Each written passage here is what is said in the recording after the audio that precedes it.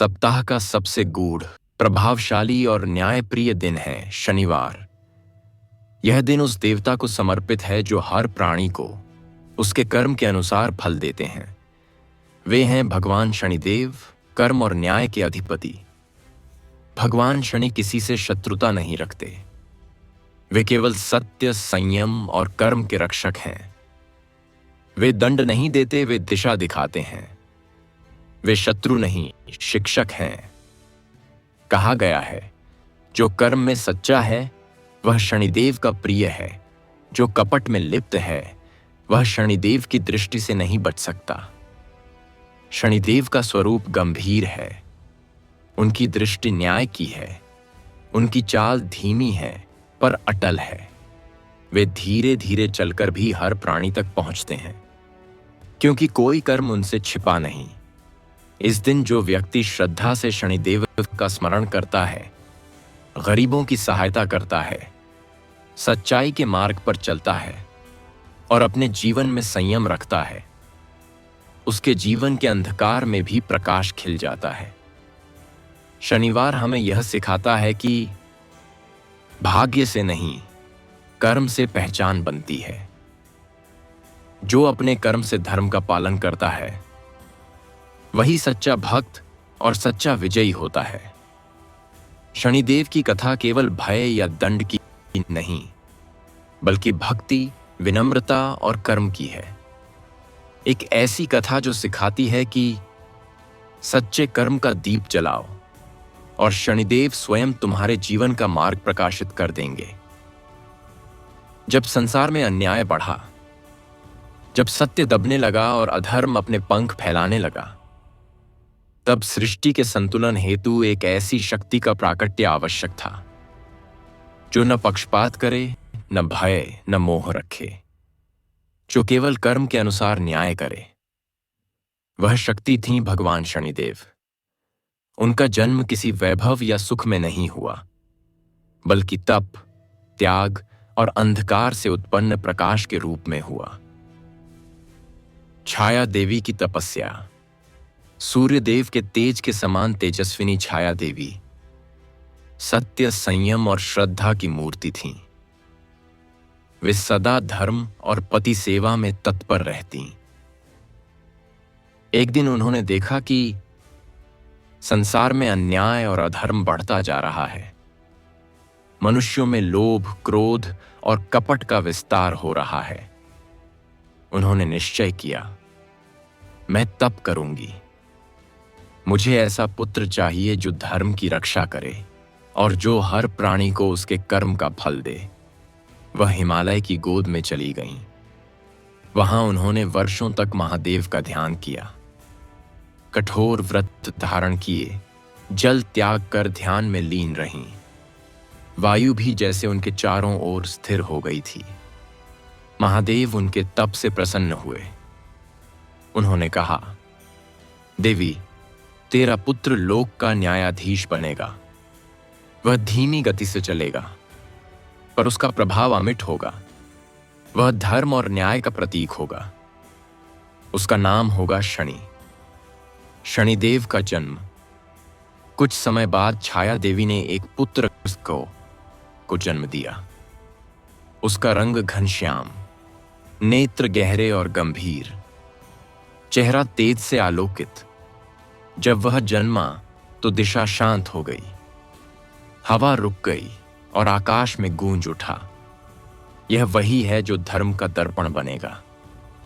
छाया देवी ने अपने पुत्र को देखा और प्रेम से कहा, वत्स, तू अंधकार में जन्मा है, पर तू न्याय का दीपक बनेगा।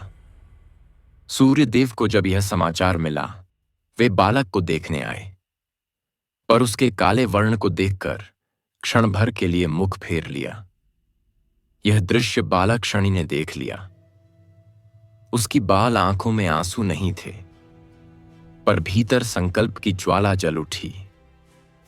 यदि पिता मेरे रंग को देखकर मुंह मोड़ सकते हैं, तो मैं अपने कर्म से ऐसा तेज लाऊंगा कि समस्त जगत मेरा नाम श्रद्धा से लेगा।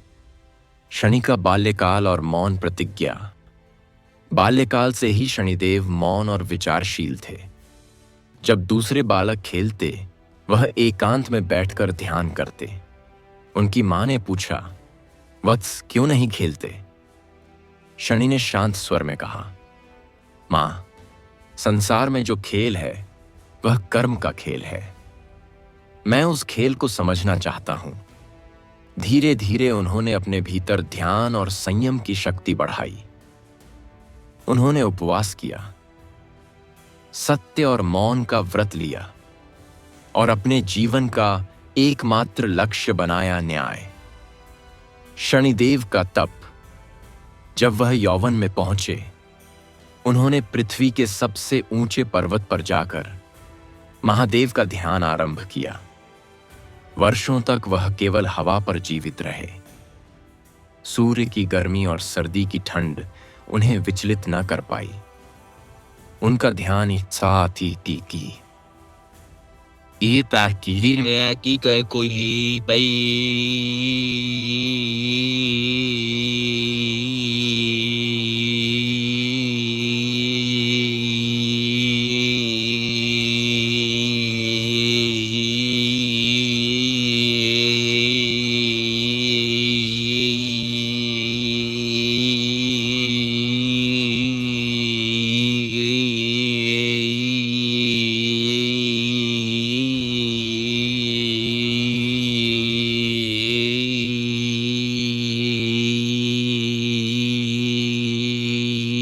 इतना गहरा था कि देवगण भी उनके पास जाने से भय खाते थे।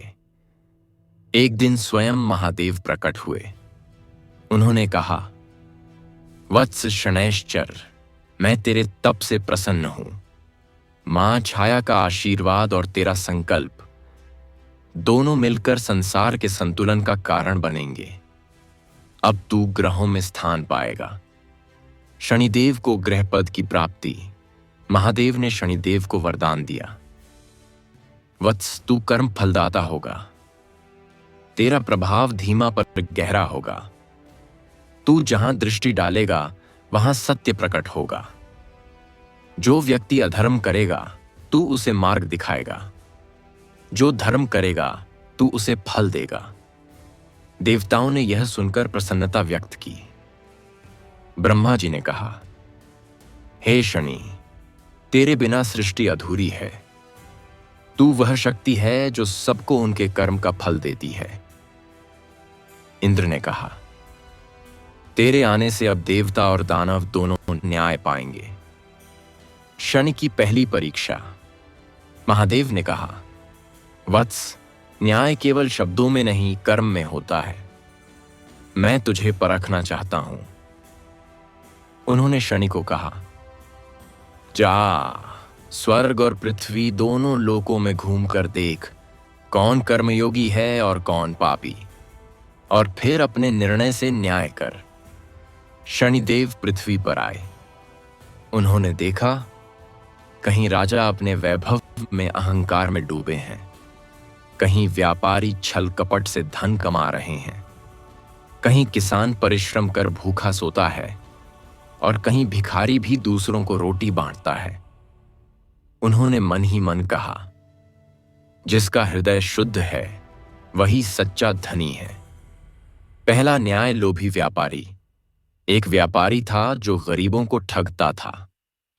वह सोने के बदले मिट्टी बेच देता, दान के नाम पर छल करता और फिर मंदिर जाकर पूजा करता।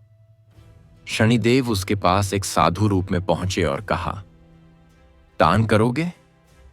व्यापारी ने हंसते हुए कहा, मुझे किस बात का डर, मैं तो अमीर हूं। शनिदेव ने मुस्कुराकर कहा, तेरा धन तेरे लिए परीक्षा बनेगा। कुछ ही दिनों में व्यापारी का सारा धन लुट गया। उसका व्यापार ठप हो गया। वह दरिद्र होकर भीख मांगने लगा। तब शनिदेव पुनः प्रकट हुए और बोले, जब तू दूसरों के दुख से खेला तब तेरे भाग्य ने तेरा साथ छोड़ा। अब जा, सेवा और भक्ति से पुनः धन प्राप्त कर। व्यापारी ने सच्चे मन से प्रायश्चित किया और शनिदेव की कृपा से पुनः सम्मान पाया। शनि का दूसरा न्याय गरीब किसान। एक गरीब किसान था जो दिन रात मेहनत करता था, फिर भी उसकी फसलें नष्ट हो जाती थीं। वह हर शनिवार पीपल के नीचे दीप जलाता और कहता, हे प्रभु, यदि यह परीक्षा है तो मुझे सहन शक्ति दे। शनिदेव प्रकट हुए और बोले, वत्स, तेरे कर्म शुद्ध हैं, तेरा धैर्य ही तेरा पुण्य है। अब तेरी मेहनत का फल सैकड़ों गुना होगा। अगले वर्ष उसकी फसल अद्भुत हुई। गांव का सबसे संपन्न व्यक्ति वही बना। शनि का तीसरा न्याय राजा का अभिमान। एक राजा था जो अपने वैभव और शक्ति पर गर्व करता था। वह सोचता, मेरे जैसा कोई नहीं, मैं ही विधाता हूं। शनिदेव साधु के रूप में आए और कहा, राजन, क्या तेरा राज्य सदा रहेगा? राजा हंसा, जब तक मैं हूं राज्य भी रहेगा। शनिदेव बोले, फिर देख, मैं तेरे कर्म का प्रतिबिंब हूं। अचानक राज्य में विद्रोह हुआ। राजा को अपने ही दरबार से निकाल दिया गया। वह भटकने लगा। तभी शनिदेव प्रकट हुए और बोले, अब समझा, शक्ति क्षणिक है, कर्म स्थायी। सच्चा राजा वह है जो न्याय करे। राजा ने सिर झुकाया और कहा, प्रभु, अब से मैं केवल धर्म के मार्ग पर चलूंगा। महादेव का आशीर्वाद। शनिदेव लौटकर कैलाश गए। महादेव ने कहा, वत्स, तूने न्याय किया बिना क्रोध के, तूने दंड दिया बिना घृणा के, तूने आशीर्वाद दिया बिना पक्षपात के। यही सच्चा न्याय है। उन्होंने शनिदेव को आशीर्वाद दिया, अब तू ग्रहों का राजा नहीं, कर्म का मार्गदर्शक कहलाएगा। तेरी पूजा शनिवार के दिन होगी। जो तेरे नाम से दीप जलाएगा वह अपने कर्म से भयमुक्त रहेगा। भाग 1 का उपसंहार। इस प्रकार शनिदेव ने संसार में सत्य, कर्म और न्याय का दीप जलाया। उन्होंने दिखाया कि धन, शक्ति और रूप क्षण भंगुर हैं, पर सच्चा मूल्य कर्म और नियत का है। देवताओं ने पुष्प वृष्टि की। आकाश में घोष हुआ, जय शनिदेव, न्याय के अधिपति, कर्म फलदाता, दया मूर्ति। शनिदेव ने नम्र होकर कहा, मैं दंड देने नहीं, सुधारने आया हूं। मैं दुर्भाग्य नहीं, दिशा देता हूं। जो सच्चा कर्म करेगा मैं उसका रक्षक बनूंगा। अगला भाग, भाग 2। राजा विक्रमादित्य और शनिदेव की महान परीक्षा, जिसमें शनिदेव यह सिखाएंगे कि असली शक्ति राज सिंहासन में नहीं, विनम्रता और कर्म में होती है। भाग 1 में हमने पढ़ा कि कैसे भगवान शनिदेव ने जन्म लेकर संसार को कर्म और न्याय का संदेश दिया।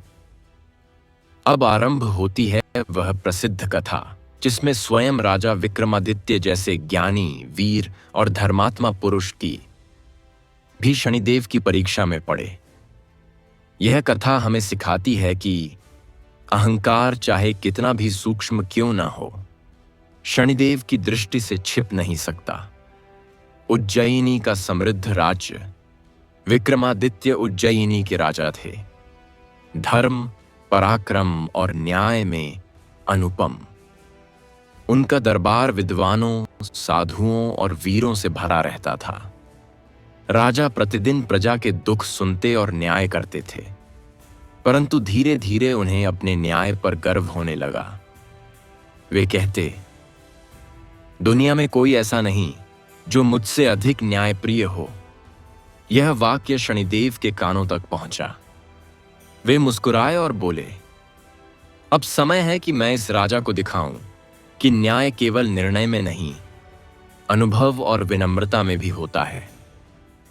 शनिदेव का रूप परिवर्तन। एक दिन शनिदेव ने एक साधु का रूप धारण किया। गले में रुद्राक्ष की माला, हाथ में कमंडल और माथे पर भस्म। वे उज्जैनी पहुंचे और राज दरबार में गए। राजा विक्रमादित्य ने उन्हें प्रणाम कर कहा, महाराज, आप कौन हैं और किस प्रयोजन से आए हैं? साधु शनिदेव बोले, मैं एक यायावर हूं। एक रत्न मेरे पास है जो अत्यंत अद्भुत है। इसे धारण करने वाला संसार का भाग्यशाली बन जाता है। राजा उत्सुक हुए, वह रत्न मुझे दिखाइए। साधु ने एक छोटा नीला पत्थर दिखाया जो मंद प्रकाश से चमक रहा था। राजा बोले, इसमें ऐसी कौन सी शक्ति है? साधु बोले, यह रत्न शनिदेव का प्रतीक है। जो इसे धारण करेगा उसका भाग्य बदलेगा। पर याद रहे, इसका प्रभाव न्यायपूर्ण है। जैसा कर्म वैसा फल। राजा ने बिना सोचे रत्न स्वीकार कर लिया। शनि की दृष्टि प्रारंभ। जैसे ही राजा ने रत्न धारण किया, संसार का क्रम बदल गया। पहले दिन सब ठीक रहा। दूसरे दिन राजकोष का कुछ भाग नष्ट हुआ। तीसरे दिन राज्य में विद्रोह हुआ। सातवें दिन राजा पर झूठा आरोप लगा कि उन्होंने एक स्वर्णकार का धन चुराया है। राजा को सिंहासन से हटाकर कठिन दंड दिया गया। वे वन में भटकते रहे। धीरे धीरे उनके वस्त्र फटे, चेहरा मलिन हुआ और वे पहचान में भी नहीं रहे। विक्रमादित्य का पतन। राजा अब एक सामान्य व्यक्ति बन चुके थे। वे गांव-गांव घूमते और अपने कर्म का विचार करते। एक दिन वे एक नगर पहुंचे जहां एक व्यापारी ने उन्हें अपने पास काम पर रख लिया। राजा अब लकड़ी काटने और बैल हाँकने लगे। रात को वे आकाश की ओर देखकर कहते, हे प्रभु शनिदेव, मैंने कौन सा अपराध किया? मैं तो सदा धर्म के मार्ग पर चला। तभी आकाश से स्वर आया, राजन, तूने अपने कर्मों पर गर्व किया। यह तेरा अपराध था। अब विनम्रता सीख। परीक्षा की गहराई। कुछ समय बाद व्यापारी की पुत्री का विवाह हुआ। नगर में उत्सव था। विक्रमादित्य, जो अब साधारण सेवक थे, को भी आमंत्रण मिला। रात में सब लोग सो गए, पर जब सुबह उठे तो देखा व्यापारी की पुत्री के हाथों में एक मूल्यवान हार था और वह बोली, पिता, यह हार रात में किसी अदृश्य शक्ति ने मेरे हाथों में रखा। लोगों ने तुरंत राजा पर आरोप लगाया, यही चोर है। उन्हें पकड़कर नगर के बाहर फेंक दिया गया। अब वे पूर्णतः निराश थे। भक्ति का क्षण। थके हुए राजा एक मंदिर पहुंचे जहां एक वृद्ध पुजारी ने उन्हें जल दिया। वहां उन्होंने शनिदेव का नाम सुना। वे रो पड़े और बोले, हे न्याय के देवता, मैं तुम्हारा अपराधी नहीं, पर यदि यह मेरी परीक्षा है तो मैं उसे सहूंगा। उन्होंने मिट्टी का दीप बनाया, उसमें तेल भरा और पीपल के नीचे रखकर कहा, मैं अपने अहंकार को इस दीपक की लौ की तरह मिटा रहा हूं। अब केवल सत्य शेष रहे। दीपक की लौ स्थिर रही। रात के अंधकार में एक तेजस्वी प्रकाश फैला। वह स्वयं शनिदेव का रूप था। शनिदेव का प्रकट होना आकाश में गूंजा, राजन, मैं शनिदेव हूं। तूने परीक्षा सह ली है। अब तेरा कर्म शुद्ध हो चुका है। मैंने तुझसे कुछ छीना नहीं। मैंने तुझे समझाया है कि न्याय केवल देने का नहीं, सहने का भी नाम है। राजा ने चरणों में गिरकर कहा, प्रभु, मैं आपका आभारी हूं। आपने मेरा अभिमान तोड़ा और मुझे सिखाया कि सच्चा धर्म विनम्रता में है। शनिदेव बोले, अब तेरी परीक्षा समाप्त है। जा, तेरे राज्य, तेरा वैभव और तेरा सम्मान लौट आएगा। पर याद रखना, कभी अहंकार मत करना। राज्य में वापसी। अगले दिन राजा जब नगर पहुंचे तो देखा कि वही सैनिक और मंत्री उन्हें ढूंढ रहे हैं। राज्य में अकाल और अशांति फैल गई थी। राजा का लौटना जैसे वरदान था। सिंहासन पर बैठते ही राजा ने कहा, अब से हर शनिवार को शनिदेव की पूजा होगी। हर गरीब, हर असहाय की सहायता की जाएगी। उन्होंने अपने मुकुट का एक रत्न निकालकर मंदिर में चढ़ाया और कहा, यह मेरे अहंकार का प्रतीक है। इसे मैं शनिदेव को समर्पित करता हूं। शनिवार का विधान। राजा विक्रमादित्य ने प्रजा से कहा, शनिवार को पीपल के नीचे दीपक जलाओ, काले तिल, उड़द और तेल का दान करो, किसी भूखे को भोजन कराओ और अपने कर्मों की समीक्षा करो। उन्होंने कहा, शनिदेव दंड नहीं देते, दिशा देते हैं। जो सत्य और संयम से चलेगा वह शनिदेव की कृपा से कभी नहीं गिरेगा। महादेव का आशीर्वाद। कैलाश पर्वत पर महादेव ने यह दृश्य देखा।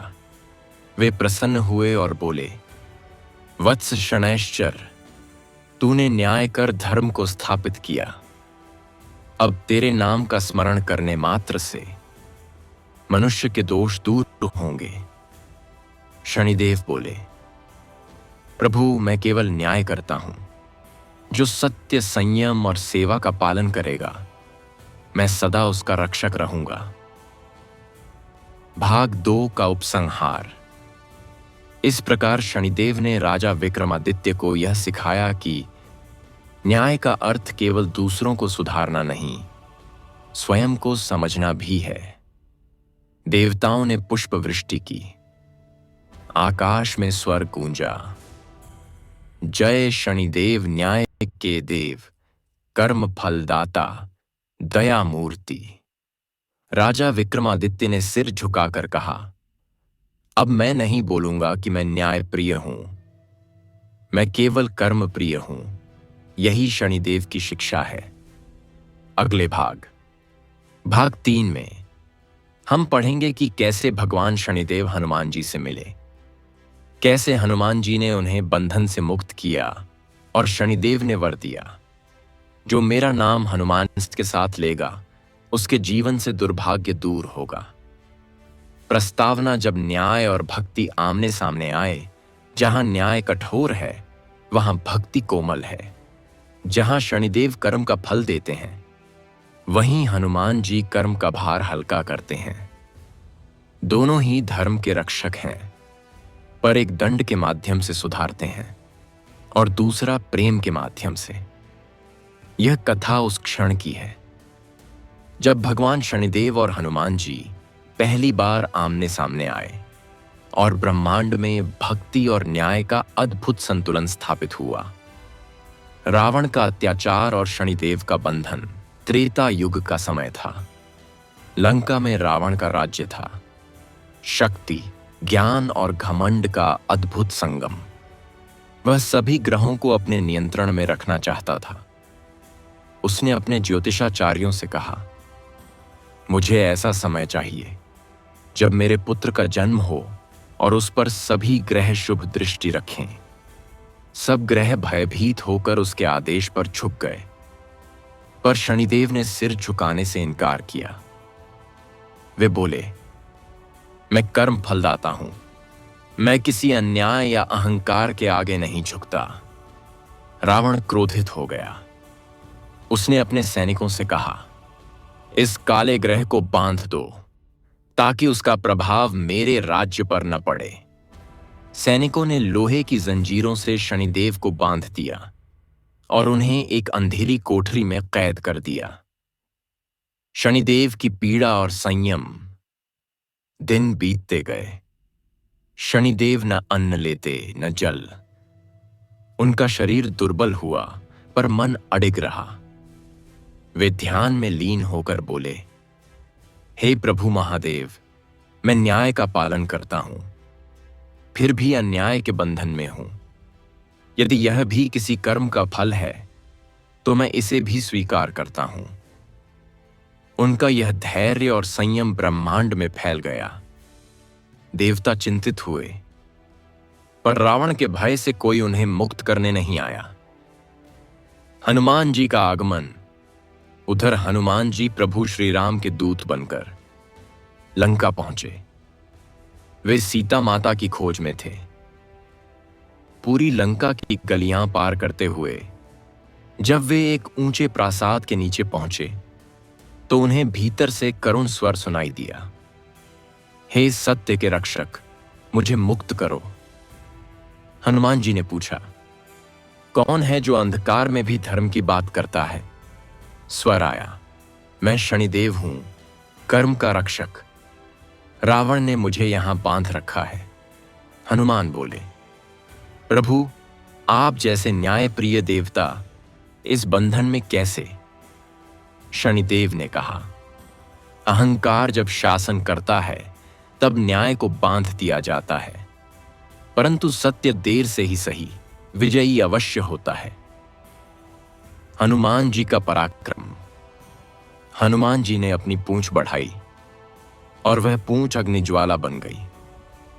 उन्होंने एक ही झटके में लंका के उस प्रासाद को तोड़ दिया जहां शनिदेव कैद थे। जंजीरें गल गईं, दरवाजे टूट गए और शनिदेव बाहर आए, नीलवर्ण, तेजस्वी किंतु करुणामय। वे बोले, वत्स हनुमान, तूने केवल मुझे नहीं, न्याय को भी मुक्त किया है। मैं तेरा ऋणी हूं।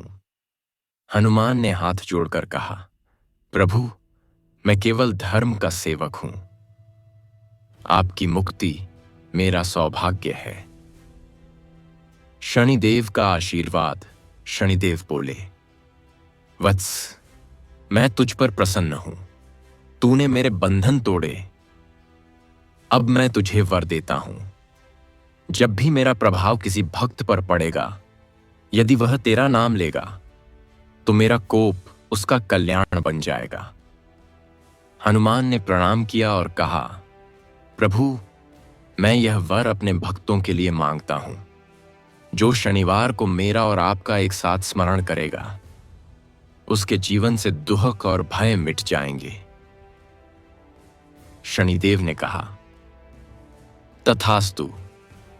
अब से शनिवार को जो हनुमान चालीसा पढ़ेगा, तिल का दीप जलाएगा और दूसरों का भला करेगा, मैं उसके जीवन में न्याय और स्थिरता दूंगा।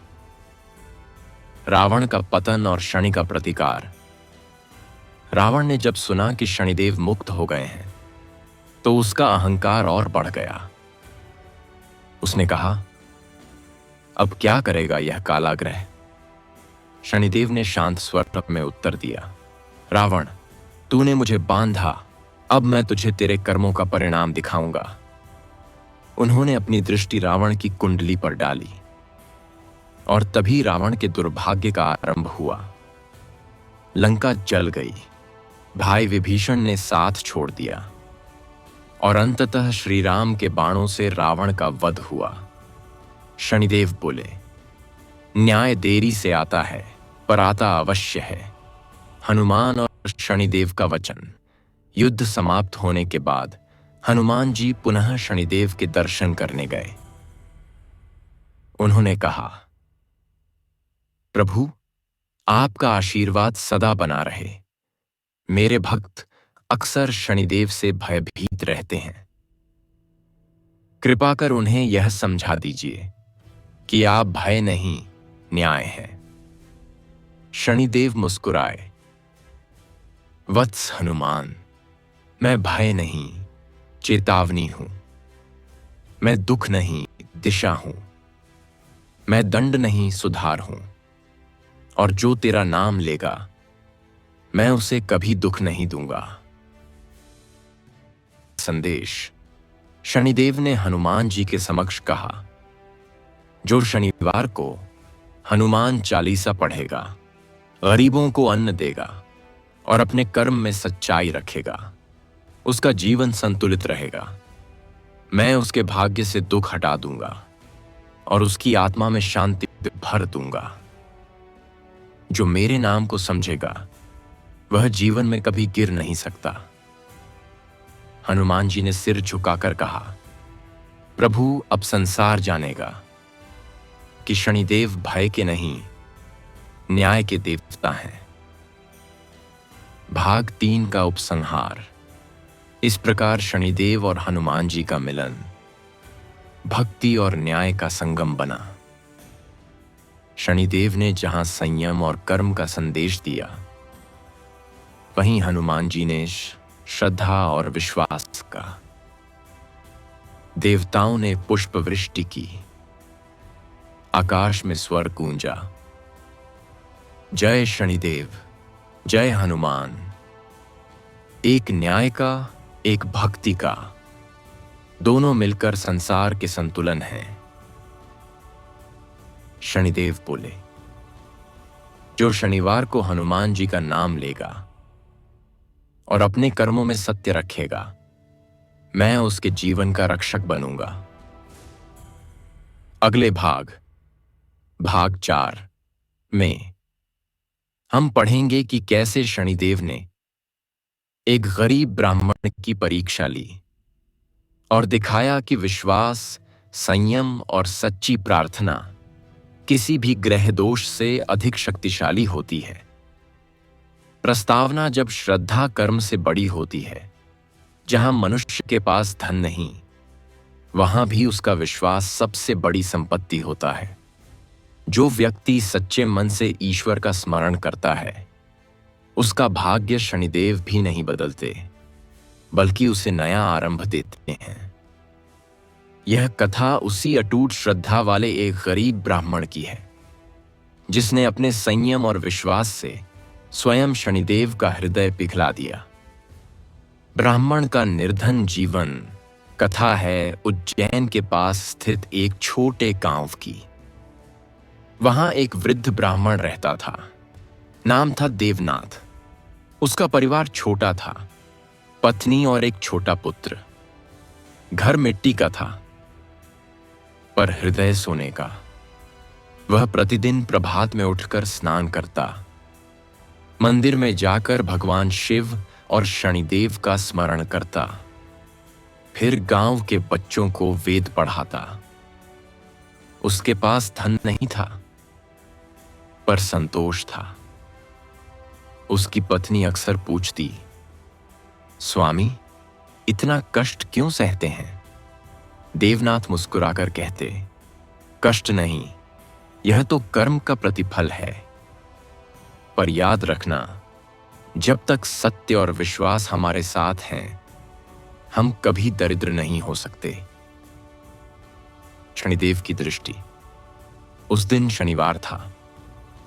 वृद्ध ब्राह्मण ने अपने छोटे घर में दीपक जलाया, पीपल के नीचे जाकर प्रार्थना की, हे शनिदेव, मुझे धन नहीं चाहिए, पर इतना दीजिए कि मेरे भीतर का विश्वास कभी डगमगाए नहीं। उसी क्षण शनिदेव वैकुंठ से मुस्कुराए। उन्होंने कहा, यह व्यक्ति न धन मांगता है न सुख, यह सच्चा भक्त है। अब समय है इसे परखने का। परीक्षा का आरंभ। अगले दिन देवनाथ के घर आग लग गई। उसकी पुस्तकों, वस्त्रों और अन्न का नाश हो गया। पत्नी ने आंसू बहाए, स्वामी, अब क्या होगा? देवनाथ ने कहा, जो गया वह मेरा नहीं था, जो शेष है मेरा विश्वास, वही अमर है। उन्होंने राख में से एक अन्न कण उठाया, आकाश की ओर देखा और कहा, हे शनि, यदि यह आपकी परीक्षा है तो मैं इसे हृदय से स्वीकार करता हूं। शनिदेव उनकी दृढ़ता देखकर विस्मित हुए। गांव की परीक्षा। गांव वालों ने हंसकर कहा, देवनाथ, तेरे भगवान ने तुझे भस्म कर दिया। देवनाथ बोले, नहीं, उन्होंने मुझे अवसर दिया है यह दिखाने का कि मैं भक्ति से नहीं, परिस्थिति से चलता हूं। वह पुनः मंदिर गए, फिर पीपल के नीचे दीप जलाया और धीमे स्वर में कहा, हे शनिदेव, मैं अभी भी आपके चरणों में हूं। भक्ति का चमत्कार। उसी रात देवताओं ने देखा, पीपल के नीचे जल रहा दीप बुझा नहीं। आंधी आई, वर्षा हुई, पर दीपक की लौ स्थिर रही। शनिदेव प्रकट हुए। हे ब्राह्मण, तेरी भक्ति सच्ची है, बताओ क्या चाहो। देवनाथ बोले, प्रभु, मुझे कोई धन नहीं चाहिए, बस इतना वर दीजिए कि मेरी श्रद्धा हर जन्म में बनी रहे। शनिदेव मुस्कुराए, वत्स, तेरा हृदय धर्म का मंदिर है, तेरे घर अब कभी अभाव नहीं रहेगा। कृपा का चमत्कार।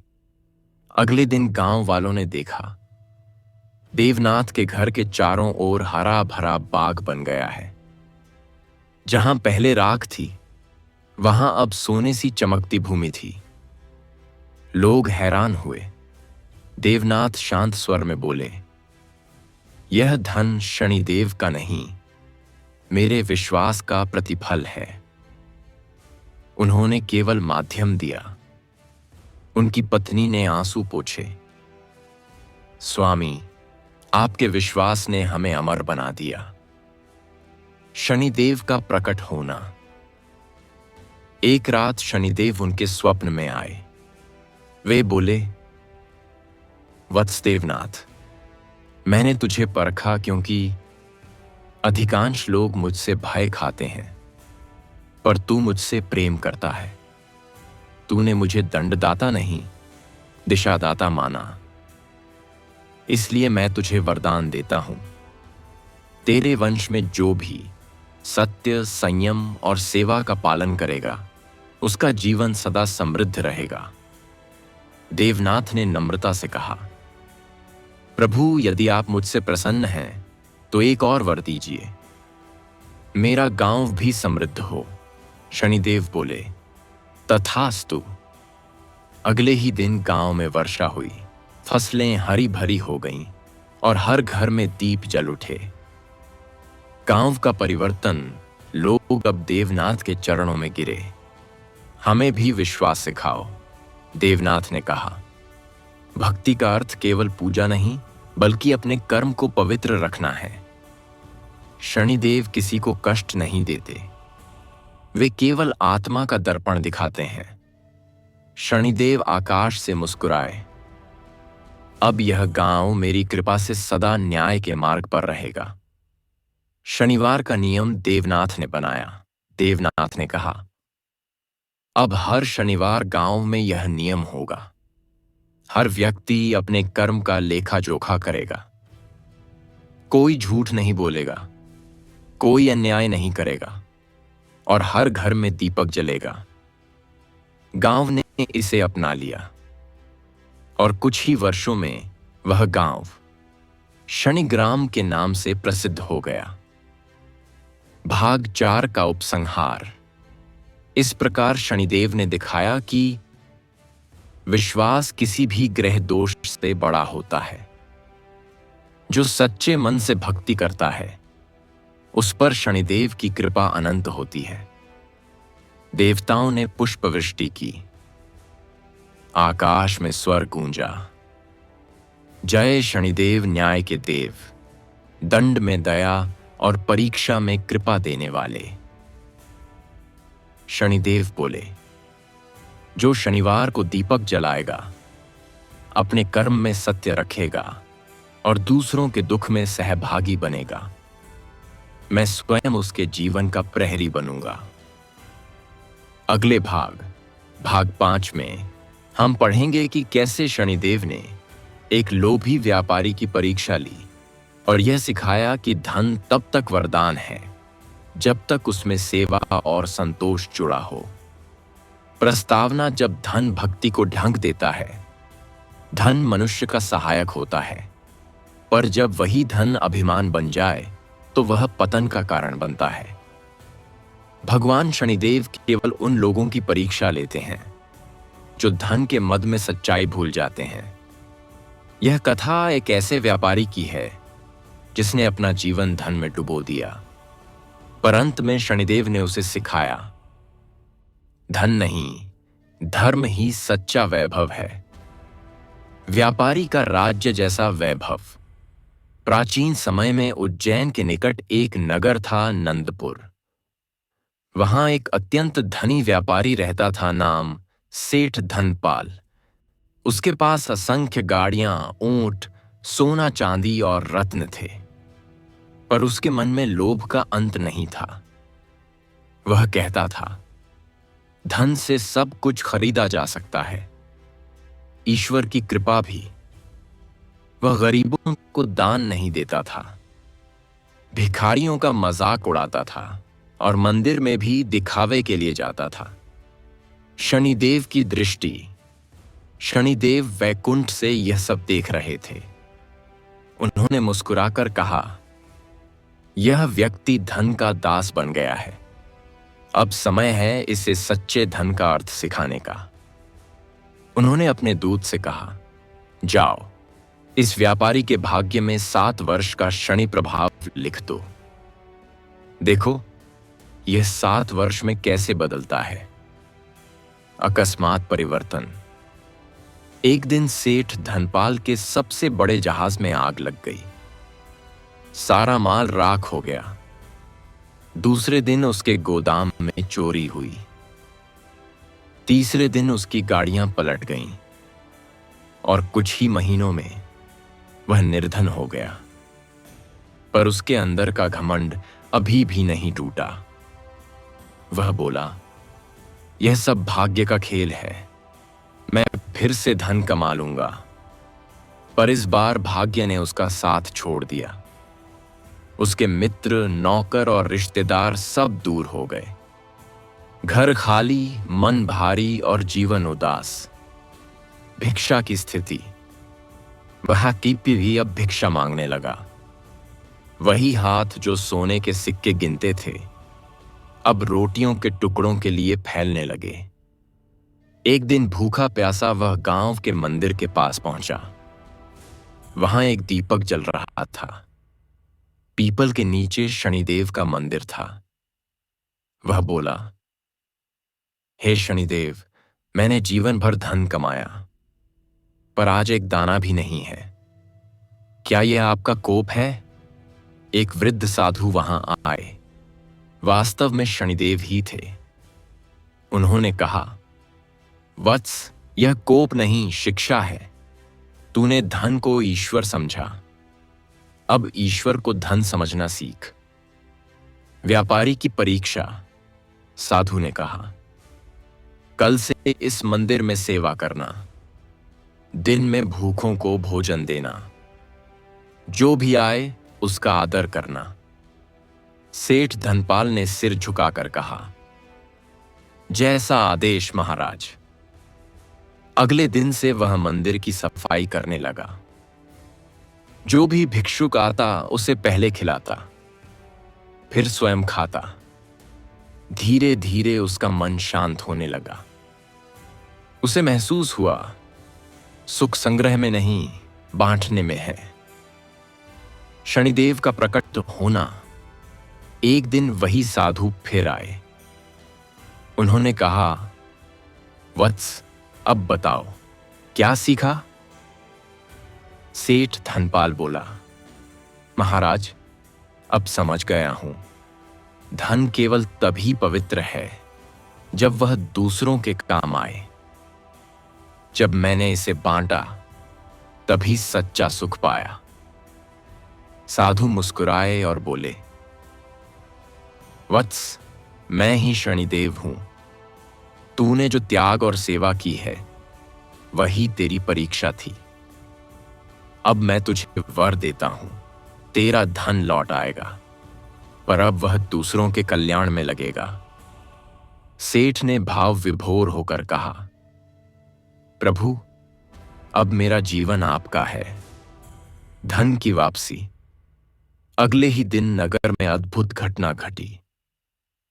सेठ धनपाल के पुराने नौकर ने आकर कहा, मालिक, जो गोदाम जला था उसके नीचे से सोने की कई थैलियां मिली हैं।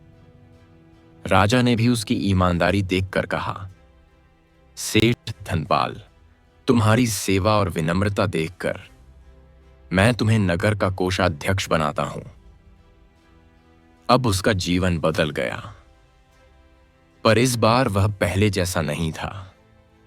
वह हर शनिवार मंदिर में दीप जलाता, भोजन बांटता और कहता, यह धन मेरा नहीं, शनिदेव का है।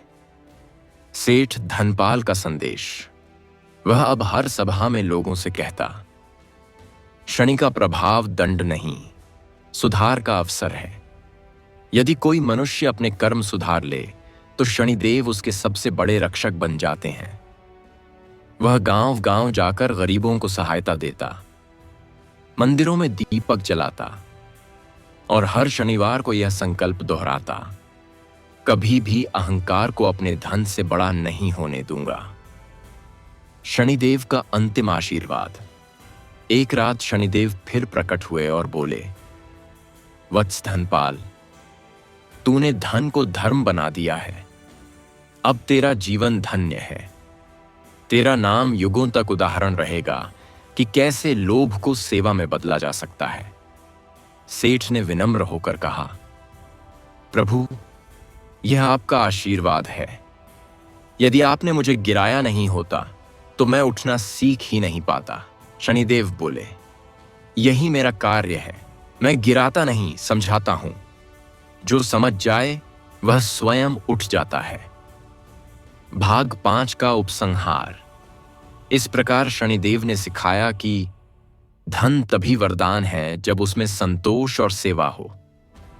जो धन केवल संग्रह में है वह श्राप है। जो दूसरों के काम आता है, इन भी प्रसादम। देवताओं ने पुष्प वृष्टि की, आकाश में स्वर गूंजा, जय शनिदेव जो दंड में सुधार और परीक्षा में प्रकाश देते हैं। शनिदेव बोले, जो शनिवार को दीप जलाएगा, सच्चाई और सेवा का पालन करेगा, मैं उसके जीवन से अन्याय मिटा दूंगा। अगले भाग 6 में हम पढ़ेंगे कि कैसे शनिदेव ने भक्त राणा नामक वीर की रक्षा की, जिसने विपत्ति में भी विश्वास नहीं छोड़ा और सिखाया कि भय में भी भक्ति, यही सच्चा साहस है।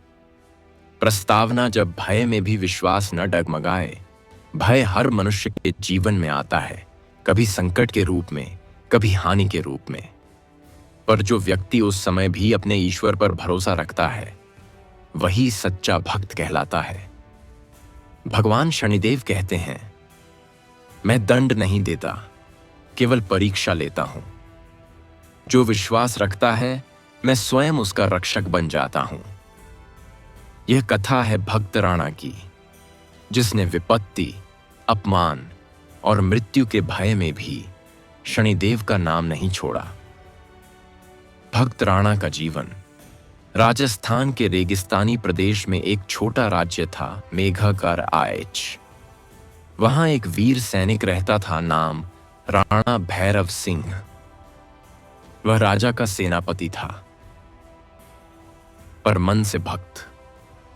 उसका हर शनिवार का नियम था, सुबह स्नान कर शनिदेव का स्मरण करना, काले तिल और तेल का दीपक जलाना और परीक्षा में प्रकाश देते हैं।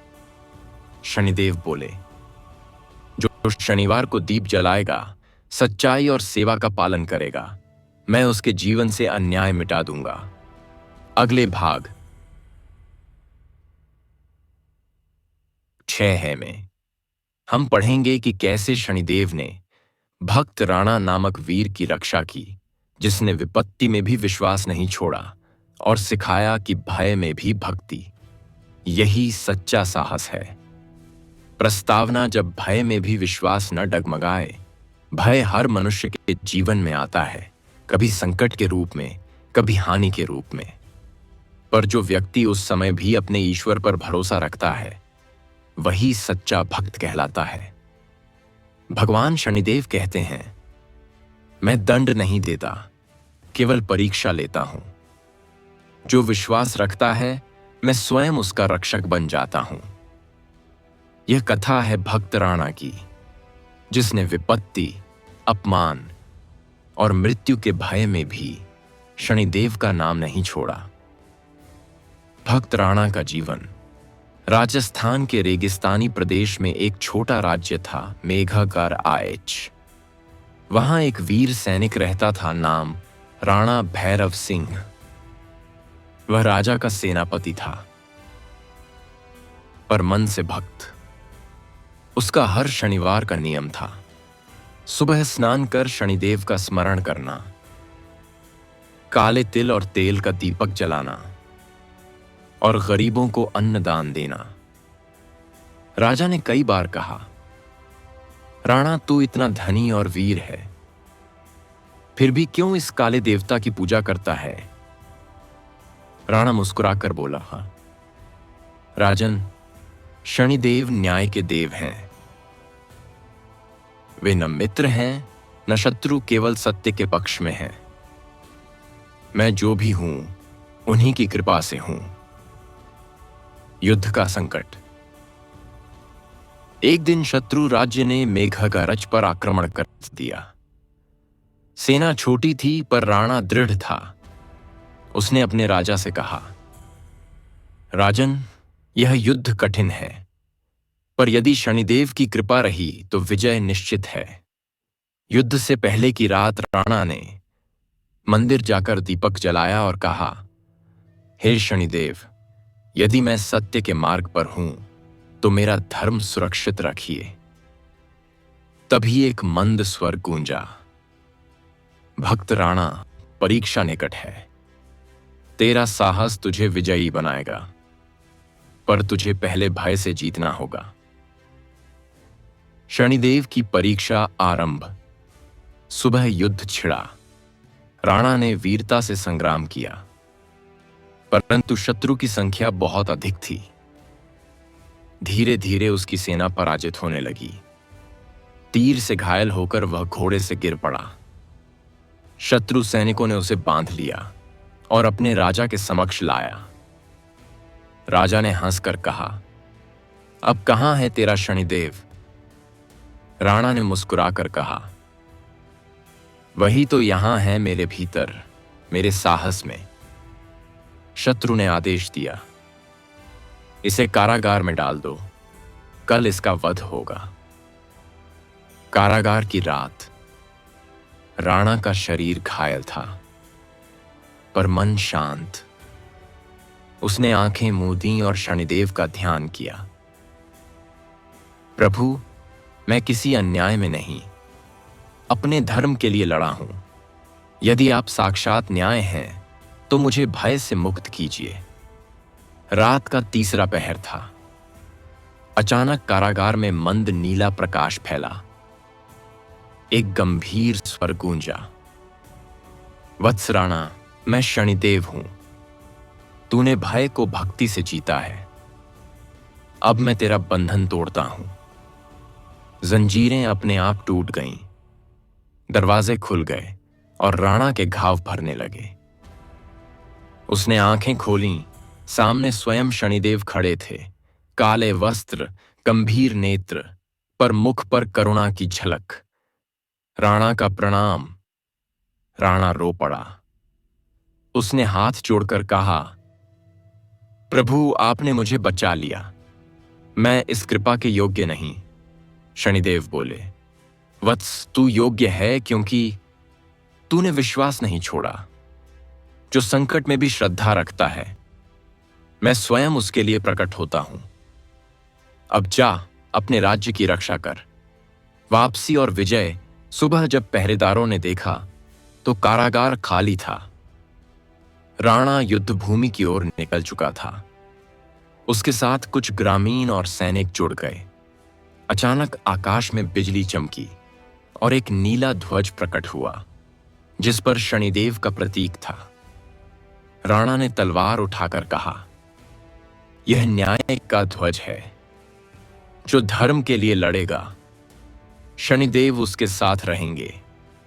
सेना ने नया जोश पाया। शत्रु पर प्रहार किया गया और देखते ही देखते युद्ध पलट गया। शत्रु भाग गए, राज्य की रक्षा हुई। राजा का हृदय परिवर्तन। राजा ने राणा को गले लगाकर कहा, आज मैंने समझा, शनिदेव भय के देव नहीं, रक्षा के देव हैं। राणा ने कहा, राजन, वे केवल न्याय करते हैं। जब हम सच्चे हों तो उनका कोप भी आशीर्वाद बन जाता है। राजा ने आदेश दिया, अब से हर शनिवार राज्य में दीपक जलेगा, गरीबों को भोजन मिलेगा और शनिदेव का मंदिर बनेगा। शनिदेव का आशीर्वाद। कुछ दिनों बाद राणा ध्यान में लीन था। फिर वही नीला प्रकाश उसके सामने आया। शनिदेव बोले, वत्स, तेरा नाम अमर रहेगा। तूने दिखाया कि सच्ची भक्ति भय को जीत सकती है। अब तेरे वंश में जो भी सत्य और धर्म का पालन करेगा, मैं स्वयं उसकी रक्षा करूंगा। राणा ने आंसुओं से भरे नेत्रों से कहा, प्रभु, अब से हर शनिवार मेरे कुल में दीपक जलेगा। राणा का मंदिर।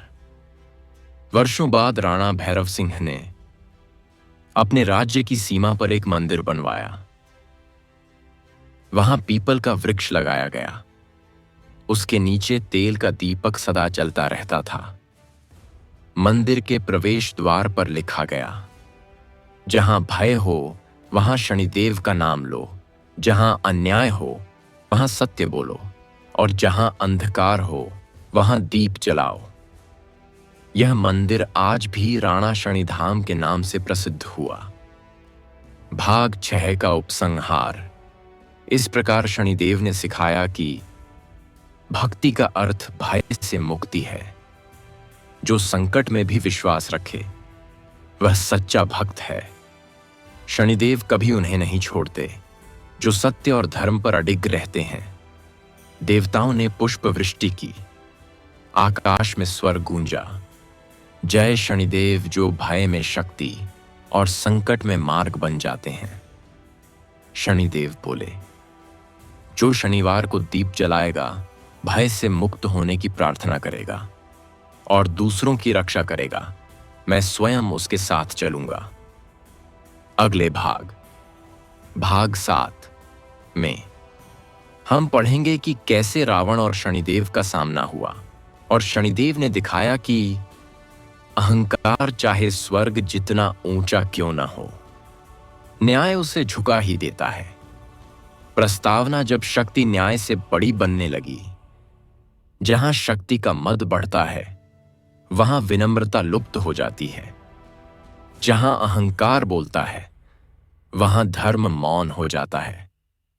परंतु जब धर्म मौन हो जाए तब स्वयं शनिदेव बोलते हैं। यह कथा है लंका के स्वामी रावण की, जो महाज्ञानी था, महाशक्तिशाली था, पर जब उसने न्याय को बांधने का प्रयास किया तो शनिदेव ने उसे दिखाया कि कर्म का न्याय किसी के भी बस में नहीं। रावण का साम्राज्य और घमंड। लंका सोने की नगरी थी। हर महल स्वर्ण से बना, हर गलियारा मोतियों से सजा। रावण विद्वान था पर गर्व से भरा। उसके 10 मुख केवल वेद नहीं बोलते थे बल्कि अहंकार भी प्रकट करते थे। वह कहता था, मैंने देवताओं को जीता, यम को हराया, अब ग्रहों को अपने अधीन करूंगा। उसने अपने ज्योतिषाचार्यों से कहा, मेरे पुत्र मेघनाथ का जन्म ऐसा हो कि सभी ग्रह शुभ रहें, शनिदेव की दृष्टि भी न पड़े, सभी ग्रह भय से कांप उठे, पर शनिदेव स्थिर रहे। वे बोले, मैं कर्म का प्रतिनिधि हूं, मैं किसी के आदेश से नहीं चलता। शनिदेव का अस्वीकार और रावण का क्रोध। जब रावण को ज्ञात हुआ कि शनिदेव उसकी इच्छा के विरुद्ध हैं, वह भड़क उठा। उसने अपने सैनिकों को आदेश दिया, इस काले ग्रह को बांध लाओ। मेरे पुत्र के जन्म में इसका अशुभ प्रभाव नहीं होना चाहिए। सैनिकों ने लोहे की जंजीरें लेकर शनिदेव को बांध दिया। उन्हें महल की सबसे ऊंची मीनार में कैद कर दिया गया। रावण हंसकर बोला, अब देखूंगा कौन कर्म का राजा है। शनिदेव शांत स्वर में बोले, रावण, तू शक्ति से बंधन डाल सकता है, पर न्याय को नहीं बांध सकता। रावण ने कहा, देखेंगे कर्म किसका जीतता है, तेरा या मेरा। शनिदेव का मौन प्रतिकार। लंका में अब भी शनिदेव कैद थे, पर उनके मौन से भी न्याय की ऊर्जा फैल रही थी। उन्होंने ध्यान लगाया और कहा, हे महादेव, मुझे दंड नहीं चाहिए। मुझे केवल इतना सामर्थ्य दो कि मैं कर्म का संतुलन पुनः स्थापित कर सकूं। तभी एक सूक्ष्म अग्नि प्रकट हुई। यह अग्नि भौतिक नहीं थी, बल्कि कर्म की अग्नि थी। यह धीरे धीरे रावण के भाग्य में प्रवेश कर गई। महादेव की वाणी गूंजी, वत्स शनैश्चर, तेरा न्याय शुरू हो चुका है। मेघनाथ का जन्म और कर्म फल की नींव। मेघनाथ का जन्म शुभ नक्षत्र में हुआ, पर शनिदेव की दृष्टि से वह वंचित रहा। रावण ने समझा कि अब उसका पुत्र अमर होगा, पर शनिदेव मुस्कुराए। जिस जन्म में न्याय की दृष्टि नहीं पड़ती, वहां धर्म की जड़ कमजोर होती है।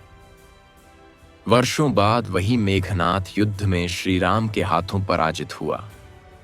उसका वध हुआ उसी स्थान पर जहां शनिदेव की दृष्टि पहले पहुंची थी। हनुमान जी का आगमन और मुक्ति। कुछ समय बाद जब हनुमान जी लंका पहुंचे, उन्होंने देखा कि एक मीनार में कोई देवता जंजीरों से बंधा है। हनुमान ने कहा, कौन है जो लंका में भी धर्म का नाम ले रहा है? अंदर से स्वर आया, मैं शनिदेव हूं। रावण ने मुझे बांध रखा है। हनुमान ने हंसकर कहा, प्रभु, अब आपकी मुक्ति का समय आ गया है। उन्होंने अपनी पूंछ से मीनार जला दी। जंजीरें टूट गईं और शनिदेव मुक्त हो गए। वे बोले, वत्स हनुमान, तूने केवल मुझे नहीं, न्याय को भी स्वतंत्र किया है। रावण का पतन। शनिदेव ने आकाश की ओर देखा और धीरे धीरे अपनी दृष्टि लंका की ओर डाली। वायु रुक गई, सागर का जल स्थिर हो गया और लंका का स्वर्ण चमकना बंद हो गया। रावण ने देखा उसका तेज घट रहा है। उसने क्रोध से कहा, यह क्या हो रहा है? स्वर आया, यह तेरा कर्म है रावण। तूने न्याय को बांधा, अब तेरे कर्म तुझे बांधेंगे। रावण समझ गया कि अब उसका समय पूरा हो गया है। उसने आखिरी बार आकाश की ओर देखा और कहा, शनि, तू विजयी हुआ, मैं हार गया। शनिदेव की करुणा। युद्ध के बाद जब रावण रणभूमि में पड़ा था, शनिदेव वहां प्रकट हुए। उन्होंने कहा, रावण, तेरा अपराध बड़ा था, पर तू ज्ञान का धनी था, इसलिए मैं तुझे यह वर देता हूं। जब भी लोग तेरा नाम लेंगे, तेरे ज्ञान को स्मरण करेंगे, पर तेरे अहंकार को नहीं। रावण ने आंसू भरी आंखों से कहा, प्रभु, यही सबसे बड़ा वर है। शनिदेव का संदेश। शनिदेव आकाश की ओर लौटते हुए बोले, जो व्यक्ति न्याय को बांधने का प्रयास करेगा, उसका पतन निश्चित है। शक्ति और ज्ञान तभी पवित्र हैं जब उनमें विनम्रता हो। जो शनिवार को अपने अहंकार की जंजीरें तोड़ेगा, अपने कर्मों का आत्मनिरीक्षण करेगा और सत्य के मार्ग पर चलेगा, मैं उसे आशीर्वाद दूंगा। भाग 7 का उपसंहार। इस प्रकार शनिदेव ने रावण को यह सिखाया कि कोई भी इतना शक्तिशाली नहीं कि कर्म फल से ऊपर उठ सके। न्याय और धर्म का नियम अपरिवर्तनीय है। देवताओं ने पुष्प वृष्टि की। महादेव बोले, वत्स शनैश्चर, तूने फिर सिद्ध किया कि न्याय सदा विजयी होता है। तेरा नाम सदा श्रद्धा से लिया जाएगा। शनिदेव ने विनम्र होकर कहा, प्रभु, मैं केवल कर्म का दर्पण हूं। मैं किसी को गिराता नहीं, केवल उसे स्वयं से मिलाता हूं। अगले भाग 8 में हम पढ़ेंगे कि कैसे शनिदेव ने कर्म और भाग्य के रहस्य को एक ऋषि और उनके शिष्य को समझाया और बताया कि भाग्य वही है जो कर्म से गढ़ा जाए। प्रस्तावना भाग्य या कर्म।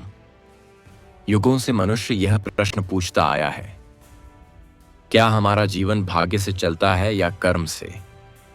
कुछ लोग कहते हैं भाग्य ही सब कुछ है, कुछ कहते हैं केवल कर्म ही, परंतु सत्य दोनों के बीच का संतुलन है। भगवान शनिदेव स्वयं कर्म फलदाता हैं। उनके लिए भाग्य वह परिणाम है जो स्वयं मनुष्य ने अपने कर्मों से लिखा होता है। यह कथा उसी रहस्य की व्याख्या है जिसे शनिदेव ने एक ऋषि और उनके जिज्ञासु शिष्य को स्वयं आकर समझाया था। ऋषि काश्यप का आश्रम प्राचीन समय में एक दिव्य आश्रम था जहां ऋषि काश्यप ध्यान, साधना और शिक्षा देते थे। उनके एक शिष्य थे अत्रि, युवा, बुद्धिमान, पर एक ही प्रश्न से व्यथित, गुरुदेव, मैं सदा कर्म करता हूं, पर परिणाम कभी कभी विपरीत क्यों आता है? ऋषि मुस्कुराए और बोले, वत्स, यह प्रश्न तेरा नहीं, युगों का है। इसका उत्तर कोई और नहीं, स्वयं शनिदेव देंगे। शनिदेव का आगमन। कुछ दिनों बाद शनिवार का दिन था। संध्या के समय जब आश्रम में दीप जल रहे थे, अचानक आकाश में नीला प्रकाश फैला। वायु स्थिर हो गई और वातावरण में गंभीरता आ गई। ऋषि काश्यप ने आंखें बंद कीं और कहा, स्वागत है न्याय के देवता। सामने स्वयं भगवान शनिदेव प्रकट हुए। काले वस्त्र, गंभीर दृष्टि, पर मुख पर करुणा की रेखा। शिष्य अत्रि ने उनके चरणों में प्रणाम किया। अत्रि का प्रश्न। अत्रि ने कहा, प्रभु, मैं कर्म करता हूं, परंतु कभी सफलता कभी असफलता मिलती है। कभी निर्दोष को दुख और पापी को सुख दिखता है। क्या यह न्याय है? शनिदेव ने मुस्कुराकर कहा, वत्स, यह प्रश्न नहीं, जिज्ञासा है। आज मैं तुझे वह रहस्य बताऊंगा जिसे समझकर कोई भयभीत नहीं रहता। शनिदेव का उपदेश भाग्य की परिभाषा। अत्रि, भाग्य कोई बाहरी शक्ति नहीं, यह तेरे ही कर्मों की छाया है। जैसे पेड़ की छाया उसके रूप के अनुसार होती है, वैसे ही जीवन का परिणाम तेरे कर्म के अनुसार। जो तू आज करता है वही कल का भाग्य बनता है, और जो तू आज भोगता है वह तेरे बीते कर्मों का फल है। इसलिए भाग्य को दोष देना अपने ही कर्म को न समझना है। अत्रि ने पूछा, प्रभु, पर कुछ लोग बिना कर्म के भी सुखी दिखते हैं।